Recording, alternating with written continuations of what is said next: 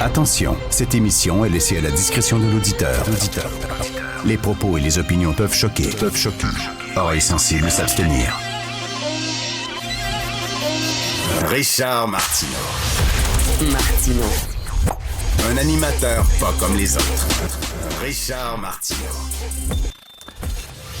Bonjour ma gang de malades, j'espère que vous allez bien. Vous avez vu Ruba Gazal qui s'est levée puis qui a dénoncé les attaques, les injures qu'elle reçoit.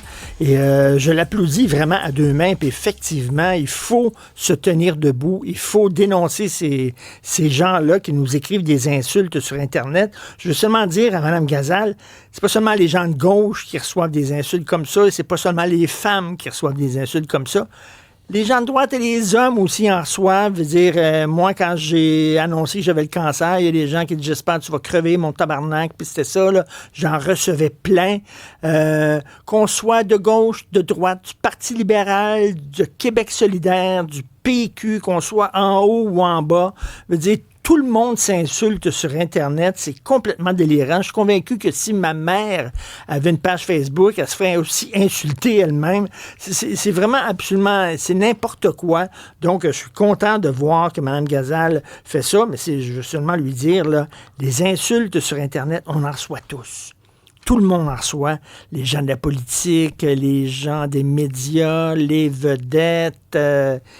les médecins, les infirmiers, tout le monde reçoit des insultes. Je ne sais pas exactement ce qu'il y a dans l'eau. Ça vous est probablement arrivé. Vous connaissez un couple qui s'adore, puis qui s'aime, ils sont quasiment fusionnels, ils sont toujours ensemble, ils se regardent les yeux dans les yeux, puis soudainement, tu sais pas ce qui se passe après un bout de temps, ils se séparent, puis ils se détestent autant qu'ils se sont aimés. Ils se détestent avec autant d'ardeur et de passion qu'ils se sont aimés. Et là, tu dis, tabarnouche, t'as des gens qui étaient proches puis qui s'aimaient, puis là, soudainement, la chicane est poignée.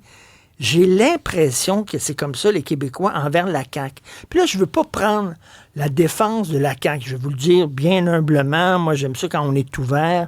Je suis souverainiste. J'espère que le Québec va se séparer. Et c'est certain qu'aux prochaines élections, je vais voter PQ. Bon, mais je comprends des gens. Mais c'est rien que est-ce que la CAQ mérite toute cette haine? C'est vraiment bizarre. On est passé, là, on voyait François Legault là, dans notre bol de céréales, on capotait sur lui. C'était mon oncle François, puis pendant la pandémie, puis les points de presse, puis tout ça, puis on lui a donné des gouvernements majoritaires. Puis là, on dirait que tout ce que fait de la CAQ, ça a tout le temps été de la merde. On est passé d'un extrême à l'autre, on dirait. Et tu sais, quand on pense à ça, là, le réforme du droit de la famille, c'était majeur ce que la CAQ a fait et ce que Simon Jolin Barrette a fait. Les tribunaux spéciaux pour les victimes d'agressions sexuelles, c'est majeur. Le renforcement de la loi 21, la commission Rousseau-Pelchat sur la laïcité, la loi 21 sur la laïcité, puis là, les nouvelles mesures qui ont été présentées par Jean-François Roberge, quand même assez courageux. Il y a des gens, ils vendent fort, puis il y a des gens qui les traitent de tout et non, racistes, intolérants, fermés, alors que c'est pas le cas du tout. Je pense que c'est une loi qui tombe sous le sens, puis je les trouve quand même assez courageux, la CAQ, d'avoir voté cette loi-là. L'interdiction du cellulaire à l'école, le retour du vouvoiement, le comité consultatif sur les enjeux constitutionnels qui est présidé par Guillaume Rousseau avec Sébastien Proulx pour accroître l'autonomie du Québec dans le sein du Canada, ça va pas tout régler, mais quand même, je pense que c'est une avancée importante. La Constitution québécoise, vous savez, même le National Post a mis ça à sa première page couverture la semaine dernière en disant « Oh, tabarnouche, soudainement, le Québec va avoir énormément d'autonomie au sein de la Constitution. » C'est un pas en avant dans la bonne direction. La loi sur l'obsolescence programmée des électroménagers, par exemple, la loi sur l'exactitude des prix, ils ont fait quand même pas mal de choses. C'est certain qu'en économie, c'était vraiment leur point faible. Le fling-flang sur le troisième lien, c'était totalement ridicule. Leur programme économique n'a pas levé. Hein. Les autres se sont dit, on va signer des gros chèques à gauche et à droite, puis ça va relancer l'économie du Québec. Ça n'a pas marché. Ils ont quand même oublié un peu les PME. La filière batterie, ça a été un flop. Puis au point de vue de la santé, ben on ne voit pas vraiment grande différence. Cela dit pour la santé. Alors, regardez au cours des dernières années, on a eu des gouvernements péquistes, des gouvernements libéraux, puis le gouvernement caquiste. Aucun s'en est sorti. Ça a été de la merde dans chaque gouvernement. Le PQ n'a pas fait grand-chose pour la santé. Puis le Parti libéral n'a pas amélioré la situation. Puis la CAQ non plus. Puis savez-vous quoi?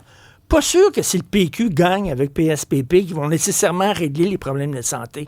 C'est hyper complexe. Dès que tu fais quelque chose, il y a des corporations, il y a des fédérations, des associations, des syndicats qui sont en tabarnak puis qui veulent rien savoir. C'est très difficile. Je suis pas sûr qu'un gouvernement péquiste, on sait pas d'ailleurs ce qu'ils vont faire pour la santé trop, là.